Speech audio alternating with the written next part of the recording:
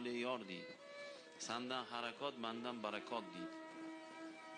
Tirikchilikda ayb yo'q deydi. Halolmi? Bo'ldi, uni ayb deb bo'lmaydi. Bo'ldi, shunga yetyapti bilimimiz, kuchimiz, libbo ishni qilamiz halol bo'lgandan keyin. U tozaxonada haromxo'rlarga o'sha qimor o'ynab boy bo'lgandan ko'chada makulatura yig'ishtirib yurganimiz afzal. Musulmon shunday fikrda bo'ladi. Yoki ana haromxo'r o'g'rilarga o'xshab nima bo'lsa janozada bittasini velosipedini minib ketsa, misol talpada bilmay gogoda bo'lib qoladi-yu. Janozada velosipedlar yo'qoladi masalan. O'sha haromxo'r ham keladi janozaga. Ko'zi chamqalatib turib saloti janoza deganda ular endi o'zini ishi-ku professional bo'ladi.